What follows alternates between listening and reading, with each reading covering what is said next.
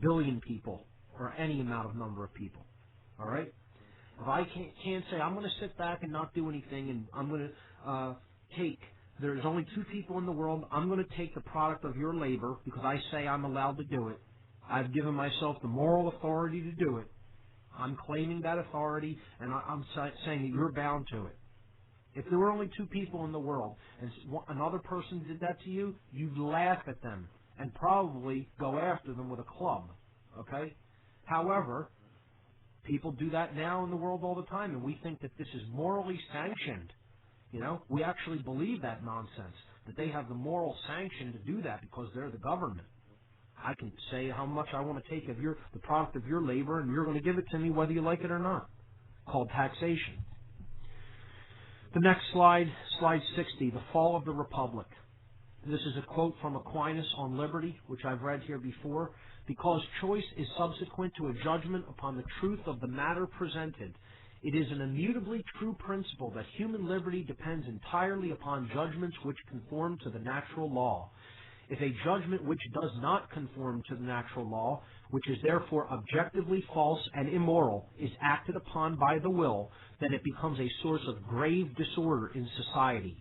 Exponentially multiply these numbers of individual immoral acts, and you have a republic that collapses from moral decay in a short period of time. And that's why we went from a republic to a soft police state, which resembles feudalism and is moving toward a state of neo-feudalism, which is going to be what the New World Order ultimately is. The Dark New World Order, I should say. Okay?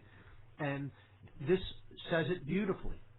You believe in things that aren't true. You're acting upon something that you haven't established the truth of, and therefore you're making judgments which don't conform to natural law because they're not based in truth. Okay? The action that you take with your own free will becomes a source of chaos, a source of disorder. When you exponentially multiply that, when everybody's doing the same thing, okay, then you get a society that collapses and becomes a closed society or a police state. And this is the correspondence principle, the principle of correspondence. As above, so below. When you have a few people doing it, it builds up disorder and chaos, and then when you have a lot of people doing it, you see that chaos reflected in the macrocosm on the large scale, a whole society. The next slide, know the difference, force versus violence. Okay? So this is the second polarity of natural law. The next slide shows that law, in other words, this is natural law versus man's law. To know the difference between natural law and the law of man that we scribble down in law books. Okay? So on the next slide, 68, you see a chart. Natural law on the left, man's law on the right, depicted as lowercase L-A-W. Okay? Natural law is based in principles or truths. Man's law based in dogma. Dogma, which means unchallenged belief. Claims of authority, and then the unchallenged beliefs in those claims. I depict the dichotomy between these two concepts. I show on slide 69 a man who embodies living according to principles and truth like Gandhi versus the dogma contained in a myriad of law volumes that are just spewed all over the place, and we're expected to understand what's in all of these codes, rules, and regulations, which are ultimately nonsense. Okay? Which one do you think emits a more powerful energy? It's pretty self-evident. All right, the next slide, 70, shows that natural law is harmonized with, meaning we come into compliance with it, we come into harmony with it, based on knowledge. It is harmonized with due to knowledge that is recognized. We have recognized the truth of natural law, and therefore, by our own volition or free will, we have come into harmony with it. Man's law, on the other hand, is simply complied with due to fear of punishment. And slide 71 shows this dichotomy. Knowledge being acquired, someone becoming enlightened as to what the forces of the universe really are, there on the left, versus a person who, just wants to stay out of that prison cell, and therefore they're taking their actions from the lowest place of consciousness possible, which is fear. The next slide shows that Natural law is immutable. It exists for as long as the universe exists. We've talked about this concept already. Man's law, on the other hand, changes on the whim of legislators. So therefore, it can be legal to do things one moment and illegal to do it the next. It can be legal in one country and illegal in the other. How can that be? If law is supposed to be based on what is right or wrong, how could something be right in one place and wrong in another place? How could something be right at one time and wrong at another time? This is simply moral relativism. Period. That's all it is. It's moral relativism, and that's the slippery slope to social Darwinism and a police state society. Period. And this is depicted in slide 73. The cosmic forces of creation are the embodiment of natural law, and man's law is based in a bureaucrat who thinks he's God sitting behind a desk in a black robe. Which one of those forces do you want to align yourself with? I think it's pretty self-evident. Know the law, the next slide. A living being must be harmed or defrauded in order for a violation of natural law rights to have taken place. And there's so many offenses in modern man's law society that there is no harmed party, and yet they want to try to take other people's freedom when there's no harmed party, and this is nonsense. In order for any action to be taken against somebody for violating natural law, there must be a living being who has been harmed or defrauded. Period. The end. Second component of this slide, rights that do not exist for an individual cannot be granted by man's law to any other individual or any group of individuals. That means if you do not have the right to do something, you cannot say, I'm giving you the right to do this. Okay? If I don't have a right to steal from people's labor, you can't who does, in other words? Okay? If I don't have a right, well, can you tell me someone who does, an individual that has the right to say, I am morally allowed to take from you that which you have earned? No one has that right. Therefore, I don't care how many people you get together and try to write a law that says you're allowed to do that. You can't give somebody something that you do not have yourself. So, if 1,000 people come together, call themselves a government, none of them have a natural law right to impose taxation in and of themselves and as an individual upon another individual. I don't have a right to say to my neighbor, you're going to give me this much of what you earn. Well, if 1,000 people come together and none of them have that right, they can't write a law that gives them that power. The power cannot be put into another being that is already not self-existing. You cannot grant yourself rights. You either have a right or you do not have a right. And you can't write laws to grant rights. You know why you can't do that, folks? Because you're not God. Okay? And I know that comes as a shock and a terrible, terrible revelation to some people, but it's true. You're not God. We'll wrap this up on the other side. We finish in the last couple of sections and then we'll take some calls. We're listening to What on Earth is Happening. Without your television, let me hear you reading some more.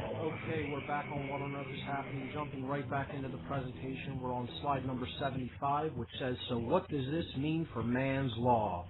And in the next slide, slide 76, we see, if man's law is in harmony with natural law, it is redundant, meaning it states what is self-evident. Natural law is always in effect. So if man's law is just writing down something that is already in effect, it's a redundancy.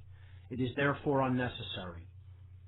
If man's law is in opposition to natural law, it is both false and immoral, as we have already seen, and therefore it cannot be binding upon anyone. So what does that mean for man's law? In slide number 77, significantly, in light of natural law, man's law is irrelevant. The next slide, to know the difference, responsibility versus abdication.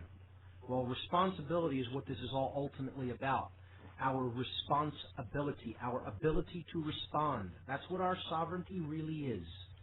The control over our own thoughts, our own emotions, and our own actions. The only three things we really have the right to control. Whenever we hand over our natural law right to use force to another individual, group, or entity, we have abdicated our own personal responsibility, which is the foundational basis for the discovery and understanding of natural law. Okay? So I actually kind of glossed over a section. I want to, before we do responsibility, let's look at force versus violence. Okay? Force is voluntary action based in morality and natural law. Voluntary action. Force is a misunderstood term, and force and violence are completely opposed to each other. They are not the same thing. Okay? Violence is the initiation of coercive action that is not based in morality and natural law. So you can use force to build a house. We can use force to transport goods from one place to another. Force is essentially the ability to get something done. And it can mean protecting one's or defending one's natural law rights against an incursion against them. That's how we can mean force. Okay? But essentially it's any action that one possesses the right to take. That's what force is. Violence, you never have the right to take because it's the initiation of physical action that you did not have the right to take. It's the initiation of coercive action. Okay? You don't have a right to coerce people to do things. The only time you have a right to make somebody stop doing something is if they're violating your natural law rights. And then you can physically stop them from doing that. And that's another thing dominators want people to think they don't have a right to take. Force does not violate another being's natural law rights, and it may include defending oneself against the incursion, against your own natural law rights. Violence always involves the violation of another being's natural law rights. So we saw this at the G20 in Pittsburgh. People who think they had the right to come in and use violence against people with these LRAD weapons and batons and tasers, shutting down free speech in a society that has the right to assemble, has the right to use free speech. They were trying to tell people they don't have these rights, and they're going to stop them from exercising them. These thugs. I won't even call them police. They're thugs. And it was just the idea that they're following orders, and I'm going to do what I can because I've been told I'm allowed to. I'm going to kick your ass and get away with it, in other words. Again, we've talked about taxation as being violence. It's basically forcibly taking what another has produced and earned, and it's based in violence. And it's slavery, ultimately. It's indentured servitude. So going back to personal responsibility, that's all connected with these people who are told they're allowed to use violence against people, and they actually believe that. And that's what a police state is. People who think they have the right to do this stuff, and they don't, and they never will get that right. The problem is we've handed over our responsibility by even creating forces like these because we don't want to deal with our own house. We've not morally educated our young, so they grow up to be criminals, and then we want a controller to come in and clean up something that we should have handled to begin with. Education is really ultimately the key, and not trying to put together forces of controllers to save ourselves from our own ignorance. It'll never work like that because it's always based in fear. So when we hand over our natural law right to use force to another individual, group, or entity, we have abdicated our personal responsibility, and our personal responsibility is really the foundational basis for the discovery and the understanding of natural law. Okay? The TSA situation that's so prevalent going on is a perfect example of this. All trying to get us to feel safe, and therefore we're handing over our natural law rights to not be searched, and violated to these thugs of the state. Because that's what they are too. People who are just doing this because it's a job